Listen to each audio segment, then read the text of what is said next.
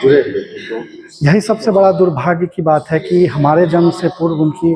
मृत्यु हो चुकी थी, लेकिन जो मैंने बचपन से अपने पिताजी के द्वारा और अपने माँ के द्वारा और जो भी घर के बड़े बुजुर्गों के द्वारा जो भी कुछ सुना, जाना और उनके जीवनियों को पढ़ा, तो वो मेरे लिए बचपन से सबसे बड़े आदर्श के रूप में स्थापित थे। और जब भी परिवार ने उनके जाने के बाद विकट परिस्थितियों में, कठिनाइयों में जब जूझने का जब स्थिति आई, तो एक उनका ही एक पुण्य प्रताप और उनके किए गए समाज सेवा के काम के बदौलत परिवार ने हर विपत्ति को बड़े आसानी से पार किया। और आज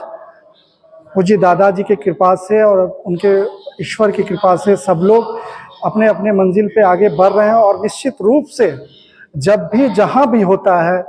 डॉक्टर लक्ष्मी नारायण सुधांशु जी के व्यक्तित्व पर हम लोग चर्चा करते हैं और आने वाली पीढ़ियों पर एक हम लोगों की एक जिम्मेदारी हो जाती है कि आने वाले जो पीढ़ी हैं वो ऐसे महापुरुषों को ना भूले।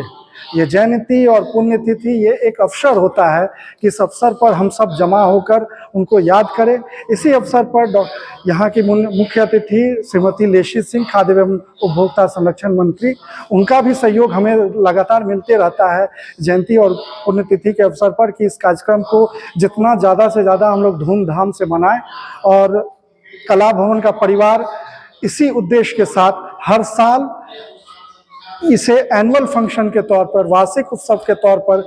डॉक्टर लक्ष्मी नारायण सुधांशु जी की जयंती को मनाने का काम करता है। और उनके दिए गए समाज को जो योगदान है, पूर्णिया कॉलेज, कला भवन, स्कूल, उच्च विद्यालय और तमाम ऐसे चीज़ें जिनके बारे में हम सब चर्चा करते हैं, बैठ के बातें करते हैं, और उनका वो कार्यकाल चाहे हिंदी के सभापति के अध्यक्ष के रूप में रहा हो, चाहे राजनीति में विधानसभा के अध्यक्ष के तौर पे रहा, और कई अवसर जब उन्होंने मुख्यमंत्री के पद को ठुकराने तक का काम किया, वैसे महान स्थिति और महान विचारकों के बारे में हम सब चर्चा करते हैं और उस दौर में खो जाते हैं।